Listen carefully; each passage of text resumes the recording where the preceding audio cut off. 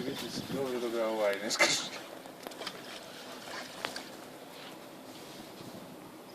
Da mi posjeće ruke.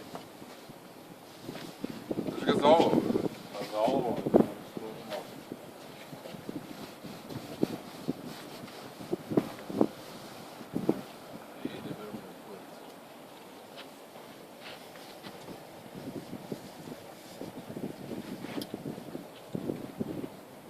Nemo da krcne, a? Ne, sprovodnicka. Ma idi bre, u kurac, pa neš odeš 200 kila na njega jebi. Mislim da je dosta. Jeste.